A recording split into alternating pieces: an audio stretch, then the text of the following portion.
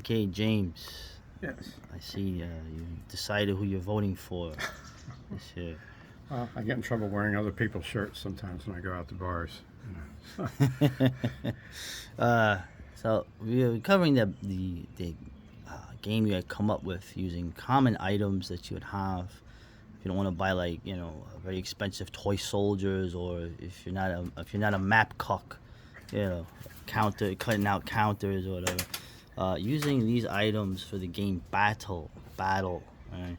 Uh, and one thing we didn't get to there, and we're still going through it. We're still develop. I mean, it's developed, but we're still kind of, I want to play a game when you come back in autumn, Okay. or I guess late So summer. I want to show Really. you how to play some How to solitaire. play, how to play some of like the actual okay. Let's fight. All the setup is done. Let's have a fight. Let's say this is Chickamauga. We've got mountains, impassable terrain over here. This is what we use to regulate movement, the blank domino. This is the random element is the cards. The unit types are battalions, which would be the dominoes with 2 values. Batteries, which would be the dominoes with just 1 value that have a blank. So they're only going to come in 6 different strengths. Larger or square dice that would represent horsemen or cavalry, that the value can float if they take a 2 loss. It goes from a 4 down to a 2. So let's see what strength this cavalry unit gets to the wing in this battle at. Okay, they've only got 3 platoons left. This light infantry unit here, see what they've got left. They've got 4 left. Now the penny is the morale value. That's the lowest. That corresponds with clubs in here, which is the lowest suit. The nickel is the next lowest morale value. That corresponds with the diamonds. The next highest morale value is the dimes, and that corresponds with hearts. The highest morale value is spades. We have no spades units here because that's just for like elite guard units and stuff like that. So each one of these has 2 steps of morale. It could take a hit and go from heads to tails if it takes a morale hit. Once it goes down to nothing, then the unit is broken and it starts routing and running away. If it starts out with nothing, it's a static unit. If it takes a negative result, runs away. So you start out with a different number of command cards in your hand. At the end of the battle, they're going to be expended. So this is the last phase of the battle where both sides would just get a random command card. So let's say we're going to pick 2 cards, and whoever has the lowest rank value in suit goes first. I have a queen of diamonds. On this side, the Confederates, the Union, has a 6 of spades. The spades outranks diamonds. So the spades player decides whether he wants to go first or second. Well, if I'm the spades player, I'm going to say I'm going to go second. I want to wait and see what these guys do and then be able to exploit it. So she can command anything on here because she can... Oh no, she can't. She cannot command the rifles because she needs a heart or a spades. Spades can command anything, so she can only command the diamonds, which correspond with the nickel. So her command is going to be for this artillery unit to fire at this infantry battalion right here. So this will be the random element. We're now done with this card. This was just to issue the command. So now we're going to see how effective the fire is.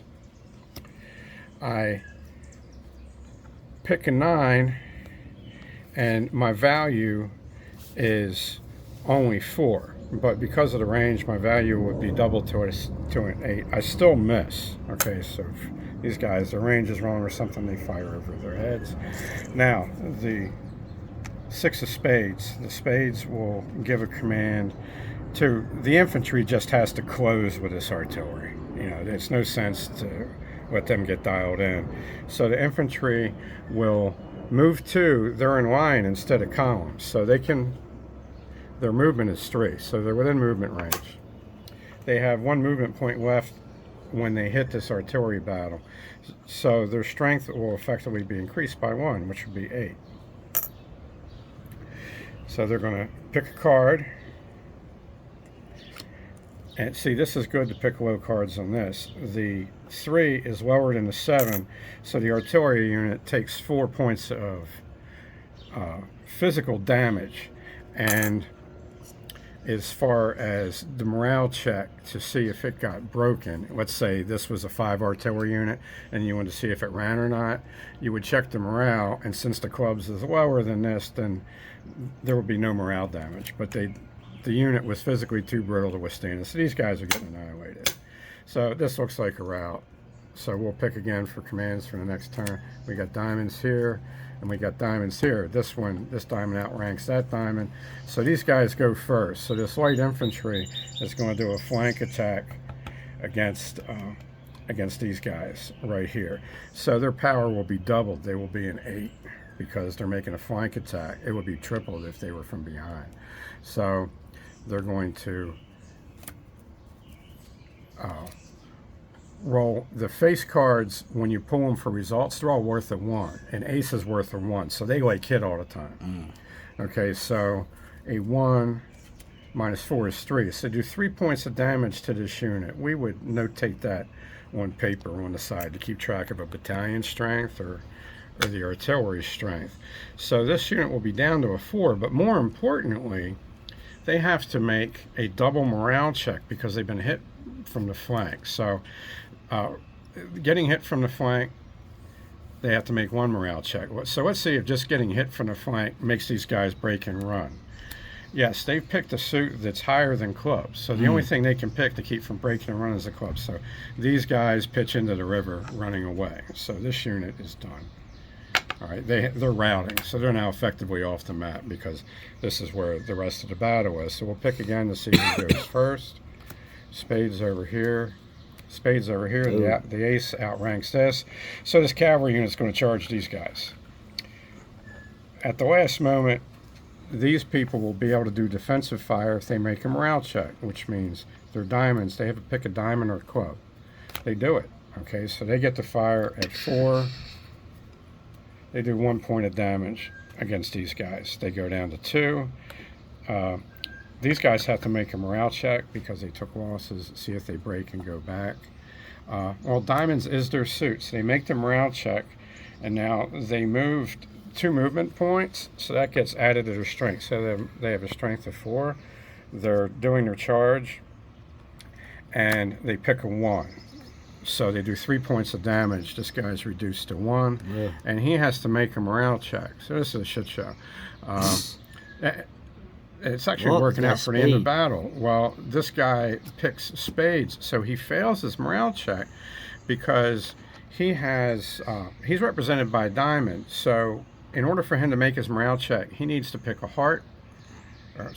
He's represented by a dime, which corresponds to the hearts. So if he'd have picked anything but a spade, he would not have broken and run. But he picks a spade, so he breaks and runs. Yeah, so the Union wing wins. Ooh. Although they took hideous losses. And Good. it's kind of how a Civil War battle goes at the end. You don't have anything left to really pursue the beaten army.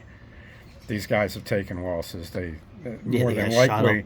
Well, you could go to the rout phase and see if these guys, because these guys are really running away. Yeah. Okay. On the rout phase, we could see if these guys here could make a morale check to go and pursue them. Well, they pick a hearts, which is 1 suit over their diamond suit because they're a nickel.